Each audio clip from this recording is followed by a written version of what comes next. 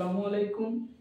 আজকে intermediate text বইয়ের একটা গুরুত্বপূর্ণ কবিতা নিয়ে হাজির হয়েছি, অর্থাৎ ইউনিট 3 লেসন 2-তে আজকে আমরা আলোচনা করব সেই বিখ্যাত কবিতাটি হচ্ছে এইচ.ডি. লরেন্সের the dreams.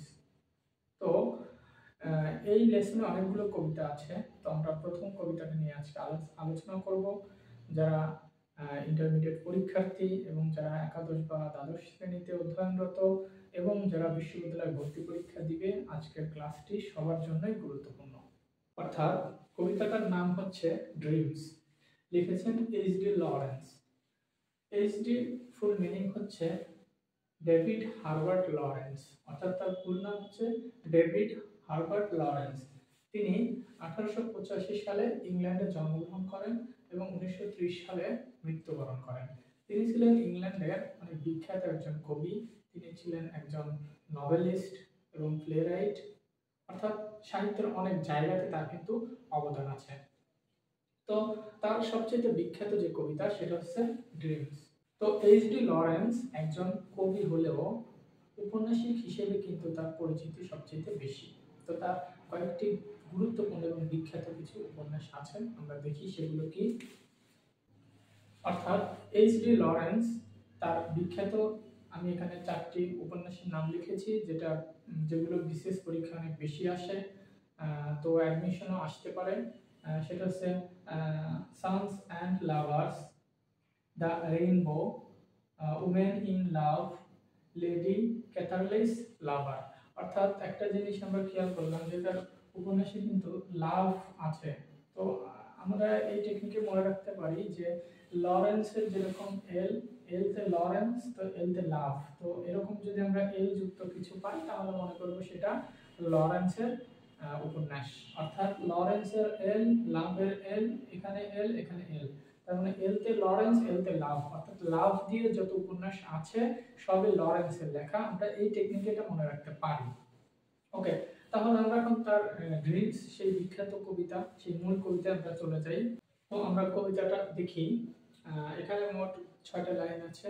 তো আমরা এখানে 3 লাইন করে 2টি স্ট্যান্জাতে ভাগ করা আছে। কবিতাটা আমাদের বইয়ে এভাবেই আছে। তো কবিতাটা কি বলেছে আমরা একটু দেখি। সেটা হচ্ছে all people dream but not equally।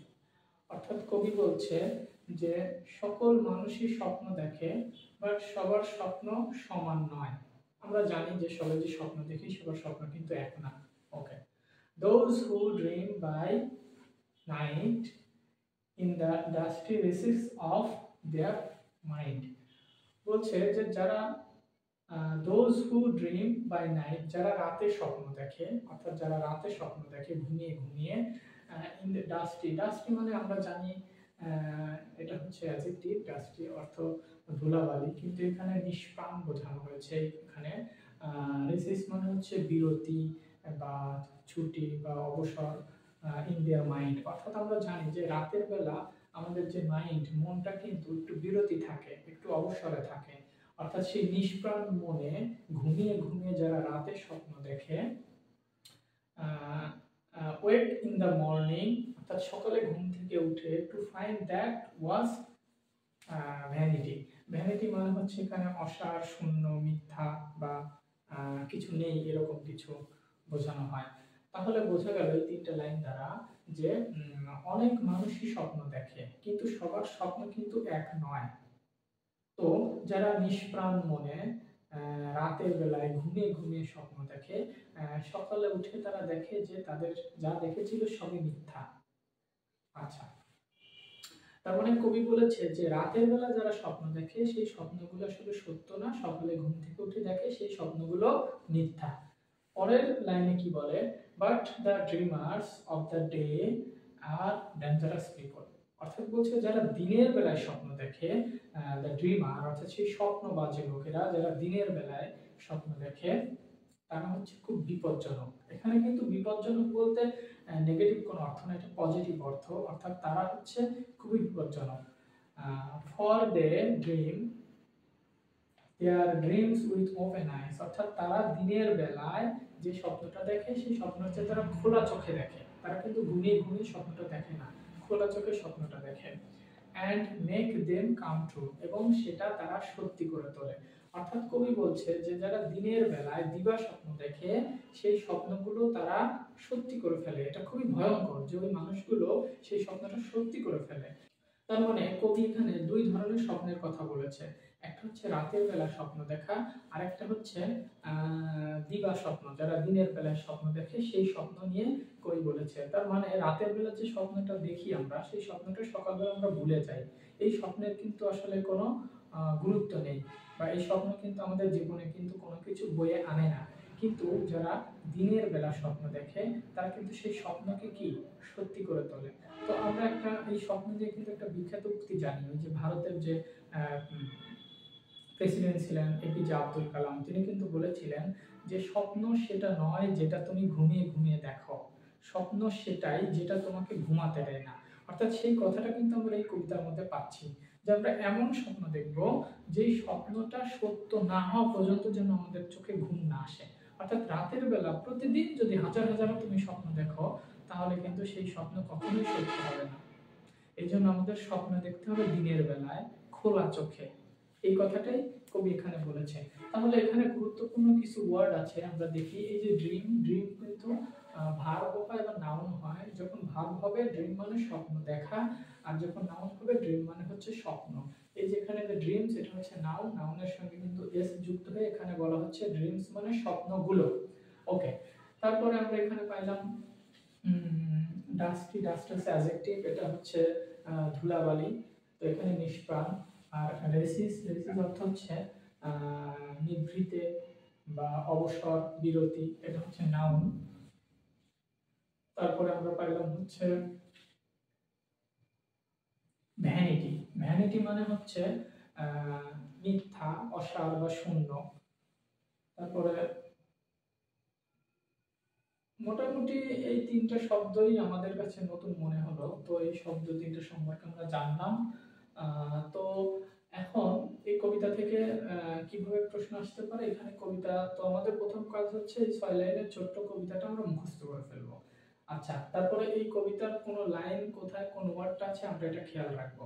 অর্থাৎ এখান থেকে যে কোনো একটা ওয়ার্ড কিন্তু গ্যাপ হিসেবে আসতে পারে বা ভ্যানিশ করে দিল, তো এই বিষয়টা খেয়াল রাখবো। তো এখন এই কবিতাটার আমরা থিম দেখবো, কবিতাটার থিম কিভাবে লিখতে হবে সেটা নিয়ে আমরা একটু আলোচনা করব। কবিতাটার থিম কেমন হতে পারে আমরা কয়েকটা লাইন লিখে দেই, যেরকম there are two different types of dreamers, where some are daydreamers and others are night dreamers। অর্থাৎ দুই ধরনের স্বপ্ন দেখা মানুষ আছে, কিছু মানুষ দিনে স্বপ্ন দেখে এবং কিছু মানুষ রাতে স্বপ্ন দেখে। Daydreamers are effective compared to the night dreamers because they dream rationally and practically, while night dreamers dream in cloudy mind without striving to accomplish। এখানে বলা হচ্ছে যে যারা দিনে স্বপ্ন দেখে সেই স্বপ্নগুলো আসলে হয় কি, রেশনালি হয়, অর্থাৎ যৌক্তিক হয়, এবং প্র্যাকটিক্যালি বাস্তবসম্মত হয়, এবং এই স্বপ্নগুলো কিন্তু রাতের স্বপ্নের চেয়ে কি কম্পারেটিভলি এটা ভালো।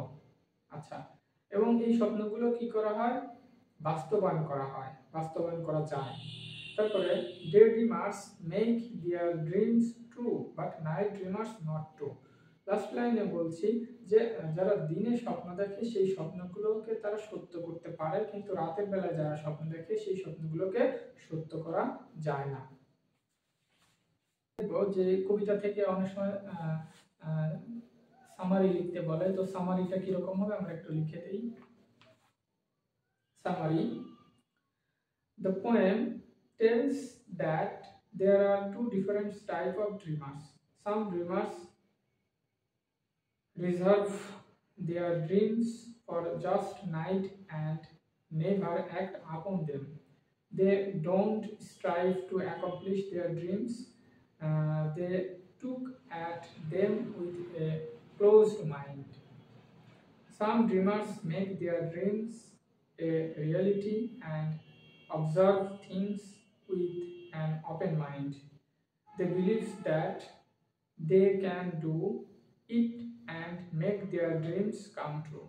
অর্থাৎ থিমের মতো এখানে আসলে দুই ধরনের স্বপ্নবাজের কথা বলা হয়েছে, যারা দিনে এবং রাতে স্বপ্ন দেখে।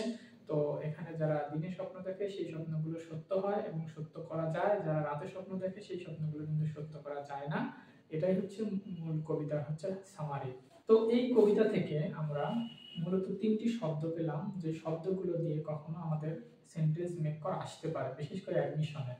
একটা হচ্ছে ডাস্টি, রেসিস, আর একটা হচ্ছে ভ্যানিটি। তো এটা হচ্ছে অ্যাডজেক্টিভ আর এই দুইটা হচ্ছে নাউন। তো এটা দ্বারা আমরা কিন্তু শব্দ তৈরি করা শিখব।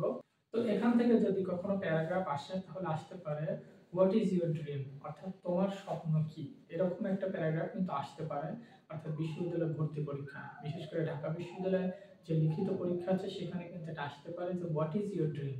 তাহলে এটা কিন্তু আমরা নিজের মতো করে আগে থেকে নোট করে রেডি করে রাখবো, যে আমাদের নিজের নিজের স্বপ্নগুলো লেখাটা কিন্তু অবশ্যই একটু আনকমন হতে হবে, সুন্দর হতে হবে এবং স্মার্ট হতে হবে, পরিষ্কার পরিচ্ছন্ন, কোনো বানান ভুল যাবে না, এরকম যেন লেখাটা হয়। সেক্ষেত্রে আমরা গুগল থেকে বিভিন্ন সাইট থেকে কিন্তু আমরা হোয়াট ইজ ইউর ড্রিম, অর্থাৎ আমাদের নিজ নিজ স্বপ্নকে নিয়ে আমরা সুন্দর করে কিন্তু একটা প্যারাগ্রাফ বানাতে পারবো।